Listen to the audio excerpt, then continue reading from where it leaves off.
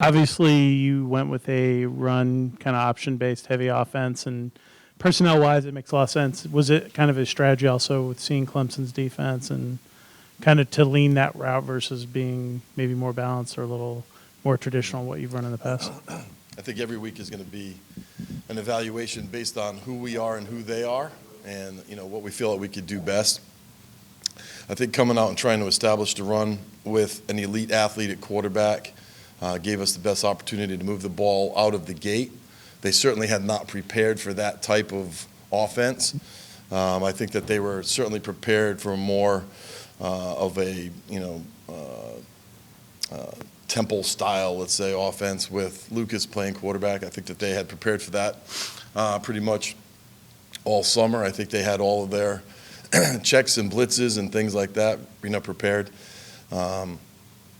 So we wanted to come out and give them a different look. It was kind of a combination of what they had run, in the past here by personnel. I think that was, some of that was dictated by personnel, and then certainly the people that we were playing, and trying to protect the offensive line and not put them in as many bad situations. From a pass pro situation, that was a concern. As the game went on, I felt good about throwing it. We handled ourselves pretty much across the board, running and throwing. So that was the initial thought process of starting Tobias, and we had a plan for all three of the guys going in, and it was always going to be based on how the flow of the game was going. We did a good job moving the ball at times. I was happy with a lot of the stuff that we did. There's a lot of really good building blocks there. I think we averaged 4.7 yards per play, which is, I want to say it was higher than 12 out of the 15 schools that they played last year. Had a couple runners over 50 yards, had good explosive numbers, which I think was in the top 5 in the country just for the explosive numbers that we had throwing it. So there was some really good stuff to build on, and this is going to be a continual process. It's going to be a continual work in progress. That was the defending national champion team at their place, the first game of the year and the first game of our history. So I'm happy with a lot of the stuff that was on tape, and they'll continue to build from it. When it comes to the quarterback rotation, you kind of said this, but I think Coach Collins said after the game that it was pretty scripted, like you knew kind of when at certain points who was going to go and win. Is that indicative of kind of what this rest of the season is going to look like, or is that really a game-to-game type of looking at the personnel? I think it's maybe a little of both. I certainly think it's a game-to-game deal. Ultimately, I think you'd always want to settle on one guy and have one guy be able to do everything. But I'm not sure that we're in that, at that point yet. All of the guys could do all, certain things. Tobias was amazing running with the ball. And then, James came in the second half, threw the ball around a little bit and made some nice plays. The plan was that if we got into a throwing situation, that Lucas would go in because he could handle the protections the best. So, it's going to kind of, be that week to week to kind of figure out exactly who is the team that we're playing. And, great coaching is taking what, the pieces that you have and trying to fit them best together against who your opponent is and what they are schematically, and, put yourself in the best position to move the ball. And so, going forward, we could be very similar or vastly different based on who we're seeing. Looking at your familiarity with South Florida from the past, did you see them doing anything differently against Wisconsin? Not a whole lot different. Really active, very, very athletic. They are, a multiple front team. They'll give you a bunch of different looks. They're gonna come up and stand nose to nose and play man coverage, which is what they did to us the last couple of years. We're a lot different, obviously, than we were the last few years, so it'll be different, to kind of see how they adapt to what we're doing, right? That's the chess match of what we're doing on each Saturday. But, hard-nosed guys, well-coached, in the right gap, run hard, athletic, can run you down. I thought that they did a good job against Wisconsin, about being able to run with those guys. Ultimately, Wisconsin was, they just kind of laid on them. and ran the ball pretty well. But early on, I thought it was a pretty competitive group. I thought Jordan Mason ran really hard and gained some tough yard for it. I'm curious if he's emerged. I know that Coach Schwartz, I think you've talked about you want to use as many guys as you can, but obviously you want to kind of rely on a couple ultimately. Is he kind of emerged as one of the guys you think Yeah, he was fantastic. I mean, he was a fantastic guy. I mean, his ability to break tackles on Saturday against really, really good players was really encouraging. He's a big guy. He's got very good foot quickness, and he sees the play well. He really understands scheme, and Tashard Choice does an amazing job with those guys of having them understand what the scheme is and where the ball should be run. And JP does a great job of understanding that.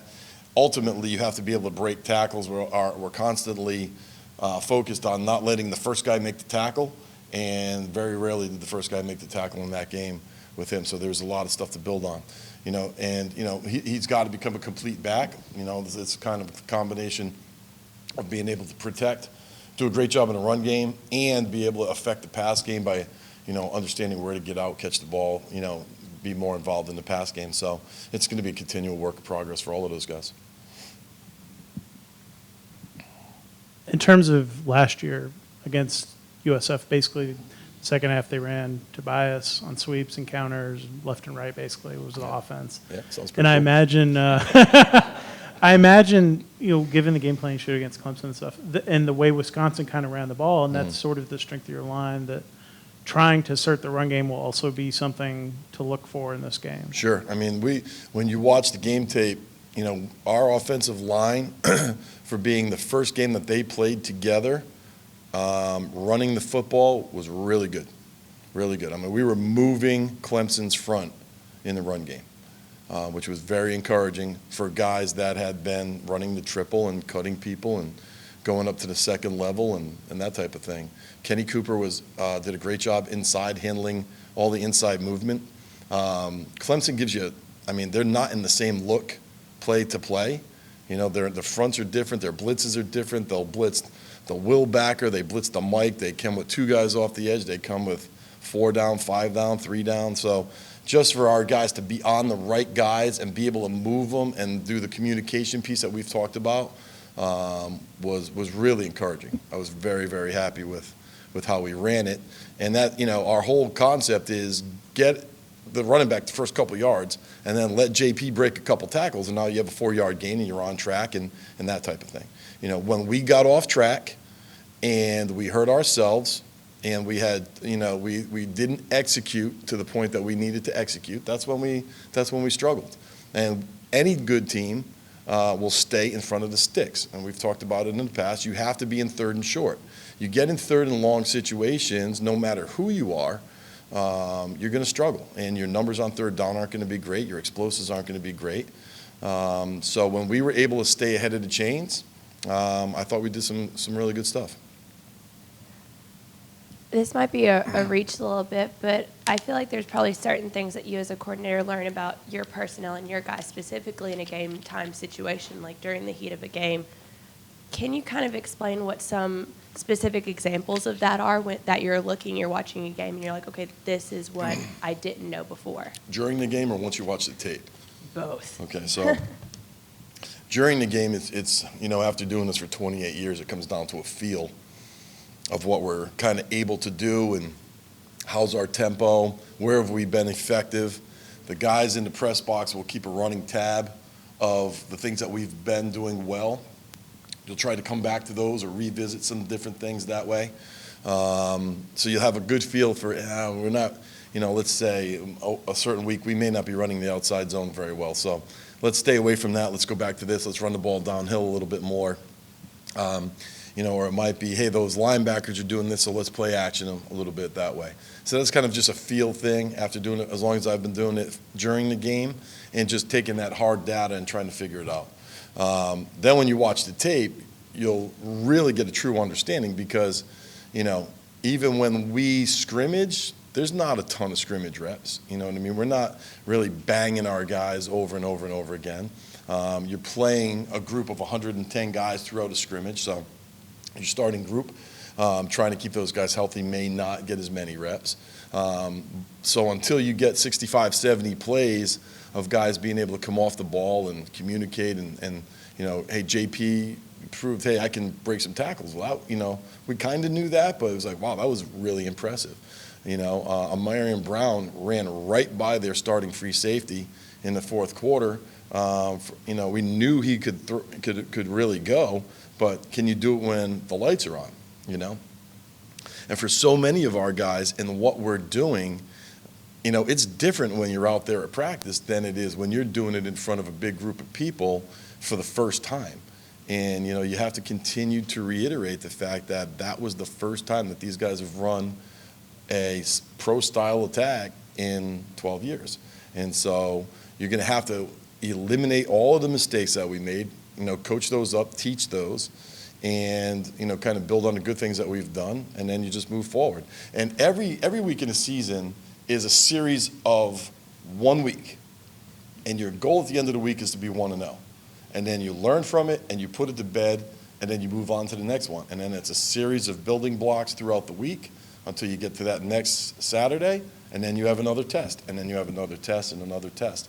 But you can't go back. It's just the same thing in chemistry. You can't go back and worry about, well, I got a 60 on the last test, so now I'm going to fail this test. No, it's like, okay, every test is a new test.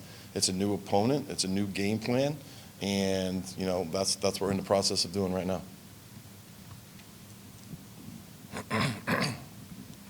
You mentioned Brown, but you had some other young guys that got their first playing experience in a pretty difficult environment. What did you see from them, and how did they adjust to what they saw out there? I didn't see any big eyes. You know, that was the great thing about our approach. Coach Collins does an amazing job with our guys, just from an emotional, a mental, and a physical standpoint of getting guys ready to play. There was nobody there with big eyes. You know, I got to admit it, man. I came out in the stadium and was like, wow, this is a pretty cool place. You know, there's a lot of people out here, and you come rolling through the parking lot, and there's, you know, 10,000 tents out there and got, you know, whatever. But our guys weren't intimidated. You know, they all came out and played well. The young guys played well. Mike Minahan, that was his first real time as an offensive lineman. He played tremendous. I mean, so, you know, not only were there young guys, but, you know, there were guys who were really getting their first significant amount of playing time. And you know, I didn't think the moment was too big. We kind of came out. We went after them. They played hard. The thing that I was most impressed with was how hard we played. We stayed together. There was no finger pointing. There was no complaining. There was no, oh, man, you know, this doesn't work. We just kept grinding it out. The staff did a tremendous job on the sideline of keeping guys together. And then it really, on offense, we're going to have the same conversation for the next 10 years, hopefully. It's about execution, right? If you execute well and you play fast and you play hard, you're going to have a chance to win. And then you get in the one-on-one battles and you have to win some of those. We cannot turn the ball over. Turn the ball over, you're not going to have as much success as you need to have. A couple more for Coach Patenaude. It seemed like there were some issues with the snaps a little bit at the center position in the game. Were you comfortable with how that looked, or is it still kind of a work in progress? Yeah, no, I didn't go back and say, yeah, that was a major issue. You know, when you're in the gun for 65 snaps, you're going to have a few that are going to be, you know, a little bit off. There was nothing that really got airmailed, or, you know, something was a two-hopper or whatever. You know, I think we did a great job of hearing and, you know, being used to the crowd noise. That's usually a huge problem. You know, I think we had one procedure penalty. So, I mean, you know, we only had 2 penalties the whole day, and one procedure penalty for a team that was playing in a really loud stadium in a hostile environment, especially when you were down in that student section. I was really proud of the guys with that. So, I mean, it's going to be a continual work, right? I mean, it's, you know, the center snap is the first thing that's got to get done, but I didn't think that was a major factor for us. Anything else?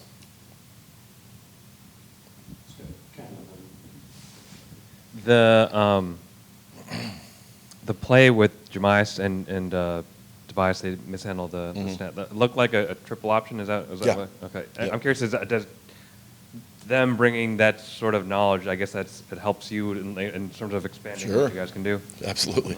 Well, if you look at our offense, I mean, the first 2 years I ever coached were in triple option offenses.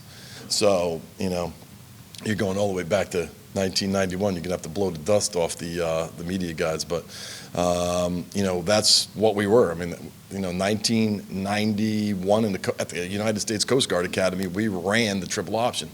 Then I went to Springfield College, and we ran the triple option, and they still run the triple at Springfield College.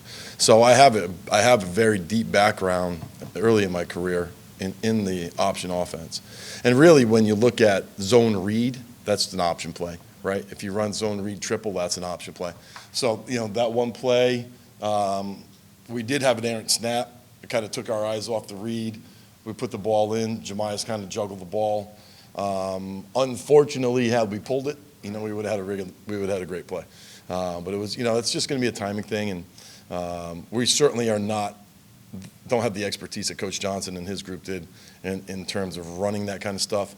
But I think that their comfortability with it and their familiarity with it up front and at the quarterback position is certainly something that we have to maximize because we do it well. So, we would be remiss if we were saying, well, we're not going to run out. That's not a part of what we do. I mean, we're really good at it. And the touchdown that we scored was a speed option. So we kicked the ball on the speed option, and that'll always be a big piece of what we do also. So the option game has been, embedded in me since I was a young coach. Last one right here. In terms of quarterbacks, what was your evaluation of how James played and Tobias? Where was Tobias with his reads and kind of your thoughts on him as well? Tobias, passing game-wise, I thought had a general idea of where he wanted to go with the ball. He missed a couple throws. The one pick that he threw was a little bit of a combination of him throwing the ball a little late and the tight end drifting out of his route too much, and the linebacker undercut it. But I thought he was on target. He knew where he wanted to go. I was happy with where they wanted to go. James kind of the same way. We missed a couple of those rollovers in the flat. We had guys wide open, and we should have just thrown the ball out there and made that play. That's an easy throw for us. James, throwing the ball down the field, he uncorked a couple. He's got a puncher's mentality. He's going to come out, and if he has that first read, he's going to let it sling. I knew he was going, as soon as that they lined up, I knew he was going to AB on the touchdown throw. He was not going to be shy about throwing that thing. So I think that he was, he brings the ability to throw the ball down the field really well, and he's really good athletically.